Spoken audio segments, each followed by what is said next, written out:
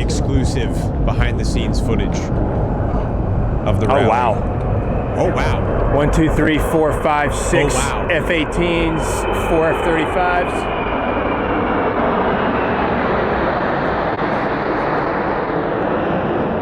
This all happened right before we went on.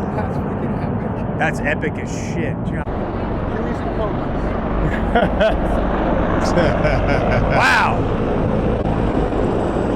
They were doing a bunch of flyovers and stuff that day. It was pretty cool, man. MV-22s.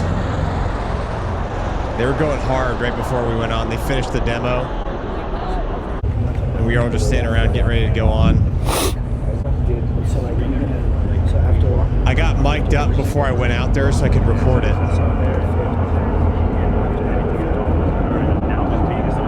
Look how many people there were. That was a lot of people. And my Twitch is working because I saw that on down detector that Twitch is still down. Is Twitch down? Yeah, that was Jocko. So 4 F-18s and 3 F-35s? Is that what that is? That is almost $1 billion of aircraft. $1 billion. Wild. $1 billion of aircraft. Yeah, that's Jocko right there. Whatever, that's fine.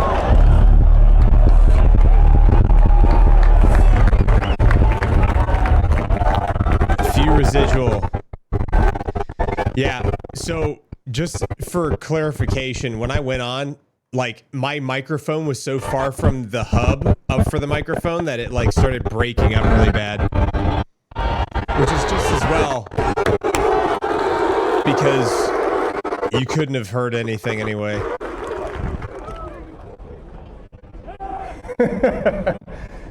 Look familiar? Scenes like these are happening all over the planet right now. You could be next. Oh my God, dude. That is, unless you make the most important decision of your life.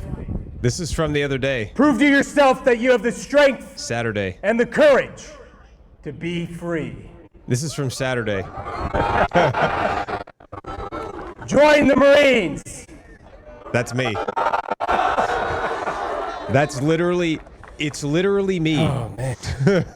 I was hoping that some of you would get that reference. I'm glad some of you did. We had a 250th Marine Corps birthday celebration. So 250 years ago today, or not today, but this next coming month, this year, Captain Samuel Nicholas and his friend Robert Mullen started recruiting Marines. So if you're just joining us, that's actually me right there. And it was not something I ever expected to be doing. This was live on TV. This was streamed across like Fox and all kinds of stuff. But this was in Camp Pendleton at Del Mar Beach. And there's a whole bunch of speakers. I was just one of them, but it was one of the craziest things I've ever done. Like, I didn't ever imagine in my wildest dreams that I would be involved in anything like this. But it was a freaking privilege. So it was really cool. In Tun Tavern in Philadelphia, Pennsylvania. Little did they know that the United States Marine Corps would become known as one of the greatest and most respected fighting forces that the world has ever known. The people they recruited weren't Superman. They didn't have superpowers. They weren't in a Marvel movie. They were farmers. They were blacksmiths. They were tailors and sailors. They were hunters and people that worked with their hands. These people stormed ships, they seized forts, and they stared down the world's greatest navy, which at the time was the British Navy. That glass is super thick. We didn't offer them riches. We didn't offer them glory, but we did offer them the opportunity to become part of something that was much greater than themselves. Today, when I look at all of you, I see a bunch of people from all over the world, from all over the United States of America, from all over everywhere. Some people might be from California, there might be some people from Indiana, maybe some from Alaska, maybe some from Hawaii. Yeah, some of you may have grown up with lots of money. Some of you might have. So this bulletproof glass is put up because the Secretary of the War was going to speak later. The Vice President spoke on the same stage later. Dakota Meyer spoke. Jocko spoke. A pretty famous country singer, I think his name is John Hunt or something like that, spoke. The Commandant of the Marine Corps spoke. The Chief of Naval Operations spoke. The Secretary of the Navy spoke. A whole bunch of people spoke. So that's why they had the bulletproof glass up. Not for me, because there's way more important people than me that were out there. Grown up poor. Some of you might have parents. Some of you might not have parents. But guess what? All of us are here for a reason.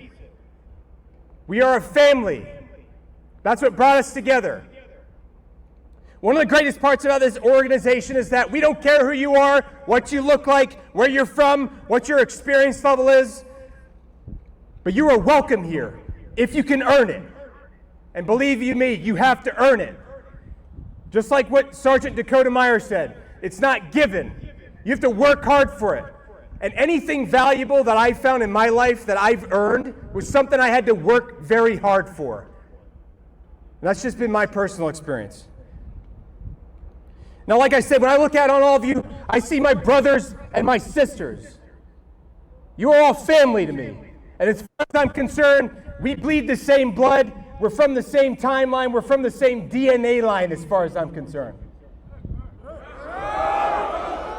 And come hell or high water, we need to support each other. We have to. Because one day, we are going to go to war again. And when that happens, the only people you're going to be able to rely on is that Marine or sailor to your left and your right. And that's it. None of the other stuff going on in the world is going to matter at that point. It's going to be you and your friends to your left and your right. And believe me, if we go to war, it's not just going to be the infantry that's out there. It's going to be everyone. We're all going. So, one of the things you can do, since it is inevitable that this happens, make yourself better than you were yesterday. Even if it's just going to the gym.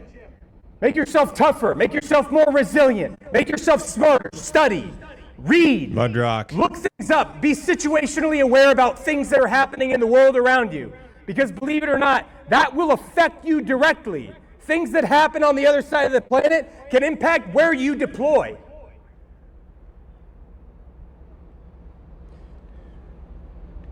Now, 250 years is not an accident, all right? The reason we're here is not because America needs us, right? Because the Army can do everything that the Marine Corps can do, right? They have all the same capabilities. The Army even has ships. Did you know that?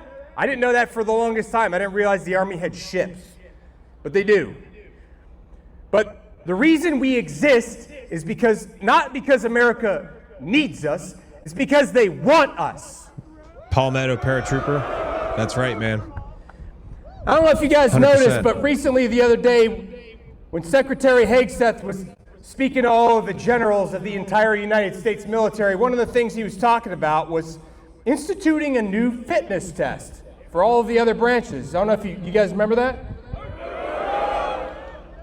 Who do you think that he got that idea from?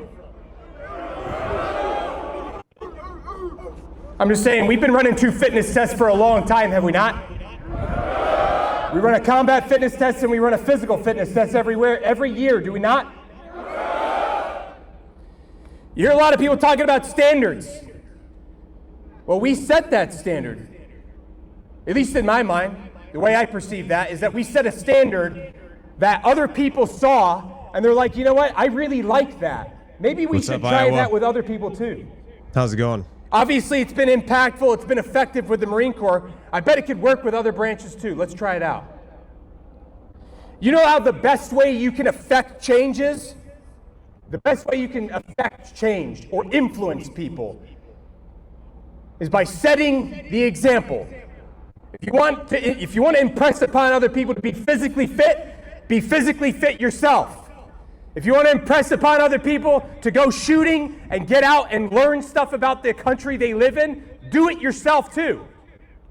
You got to lead by example. That's the best way that you can convince other people that that's the right way to do business. All right? And it's going to be hard sometimes. Because some of the most rewarding things I've found in my life are not easy. They're hard. It takes a lot of work. It takes discipline. I wake up every morning at 4:30, not because I want to, but because I have things to do. I don't like waking up at 4:30. Every single day my alarm goes off and I'm like, it's like Groundhog Day. But I do it anyway because I know it's the right thing for me to do because I have things I need to do. I need to get up, I need to shave my face, I need to cook breakfast, I have work to do. You know? And I'll tell you right now, I know a lot of you are a lot younger than me because I joined pretty late. I was 27 when I first joined the Marine Corps. All right? And I may not be as young as I was then. I still take good care of myself. I work out on a very regular basis. That's like a non-negotiable for me. I don't know about you guys. But I want to make sure that I said this to all of you out there because you're in a different place in your life, right? If nobody told you today, Marines, I believe in each and every one of you. I want you to know that. Every single one of you out there. I believe in your ability to carry out the mission. I believe in your ability to defend and support the Constitution of the United States. And I believe in your ability to protect and defend the American people.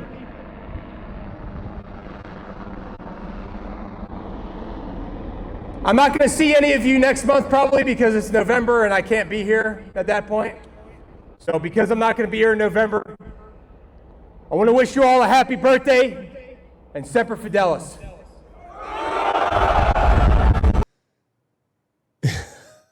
Man, that was